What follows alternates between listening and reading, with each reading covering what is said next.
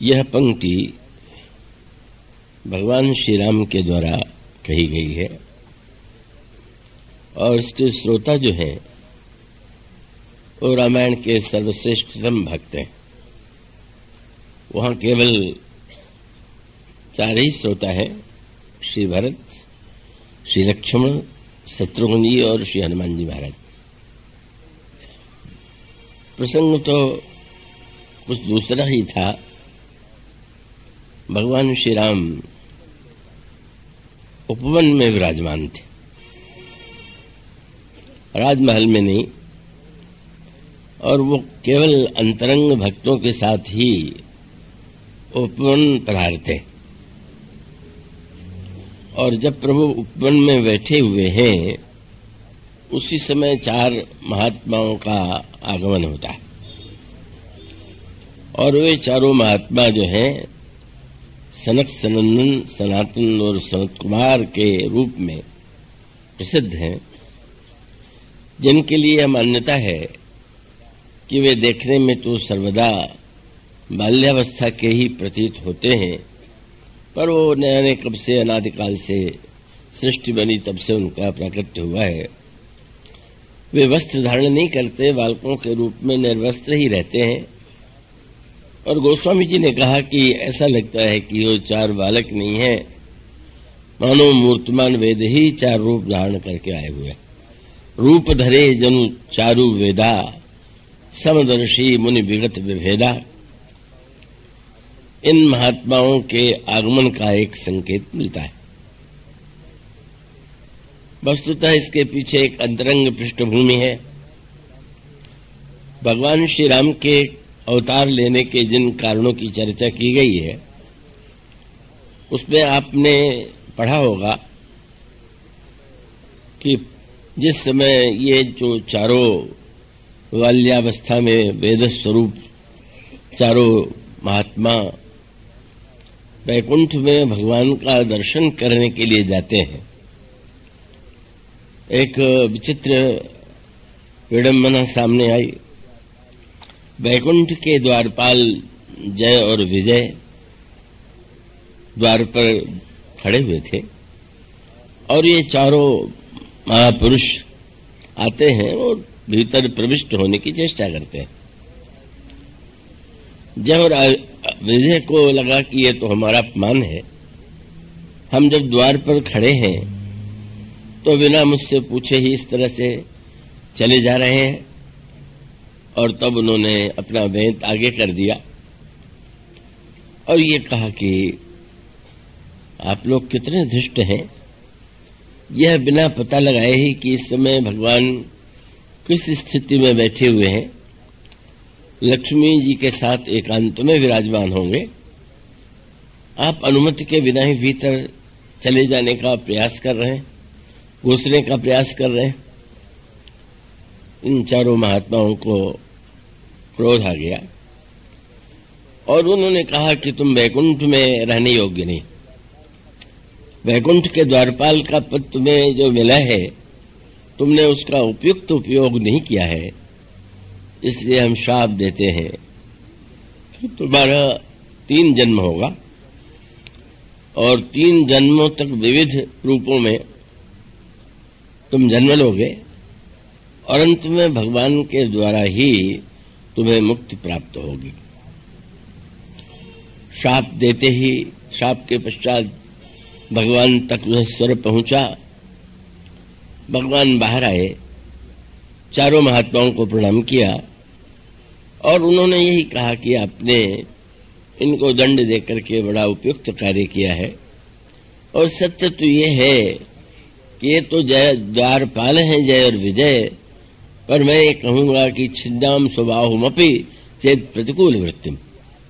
अगर मेरी भुजा भी आपके विरुद्ध कोई अनादर का कार्य करे तो उसको भी मैं काट करके फेंक दूंगा। और भगवान उनसे विनम्रता से भीतर चलने का अनुरोध करते हैं। यही जो भगवान के दोनों द्वारपाल हैं, जय और विजय, 3 काल में 3 युगों में जन्म लेते हैं। सतयुग में इनका जन्म हिरण्यकश्यपु और हिरण्याक्ष के रूप में हुआ त्रेता में इनका जन्म का रावण और कुंभकर्ण के रूप में हुआ और द्वापर युग में इनका जन्म शिशुपाल और दंतवक्र के रूप में हुआ और तीनों ही युगों में भगवान ने अवतार लेकर के देखने में इन्हें दंड दिया, पर दंड के साथ साथ भगवान के द्वारा इन्हें मुक्ति प्राप्त हुई। यह पृष्ठभूमि भगवान श्री राम से जो उनका यह मिलन है उसमें एक सांकेतिक तत्व है। राजमहल में प्रभु मिल सकते थे, वे अंतर्यामी हैं, वे चाहते तो वहीं स्वागत करते और राजमहल में स्वागत बहुत विशेष रूप में किया जा सकता था। प्रभु ने निर्णय किया कि नहीं, हम उपवन में महात्माओं का दर्शन करेंगे, उनसे मिलेंगे। मानो प्रभु का विनोद भरा संकेत ये था कि राजमहल में तो यहां भी द्वारपाल हैं ही, उनसे फिर से कोई भूल हो और शाप मिले, इससे अच्छा यही होगा कि ऐसे स्थान पर इनसे मिला जाए जहां पर कोई द्वारपाल न हो। तो इसलिए आप उपवन में चले गए और स्वागत भी रोका था। वहां आते तो इन चारों महात्माओं को प्रभु अपने सिंहासन पर बैठाते, उनका विधिवत पूजन करते, पर वहां उस बाग में तो वाटिका उपवन में वो तो कोई वस्तु नहीं है और आसन प्रभु ने बड़ा अनोखा दिया। अब ये चारों महात्मा जब आए तो अब प्रभु बैठने के लिए आसन कौन सा दे, तो आपने जो पीताम्बर ओढ़े हुए थे उसी को उतार करके बिछा दिया और ये कहा कि आप लोग उस पर विराजमान हो। और वो चारों महात्मा प्रभु के उस पीताम्बर पर विराजमान होते हैं। भगवान का दर्शन करके उनको दिव्य आनंद की अनुभूति होती है। प्रभु श्री राम की स्तुति करते हैं, उनसे भक्ति का वरदान मांगते हैं और चले जाते हैं। जब ये चारों महात्मा चले जाते हैं तो अचानक श्री भरत के अंतःकरण में जिज्ञासा का उदय हुआ।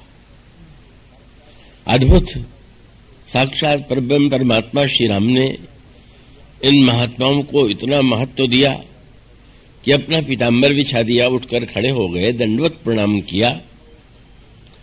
तो इन महात्माओं संतों का क्या लक्षण है, इनकी क्या विशेषता है?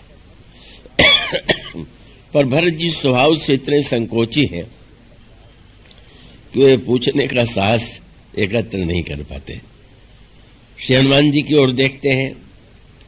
श्री हनुमान जी श्री भरत की भावना को समझ गए और उन्होंने प्रणाम करके प्रभु से निवेदन किया कि प्रभु श्री भरत आपसे कुछ पूछना चाहते हैं। संकोच के मारे में पूछ नहीं पा रहे।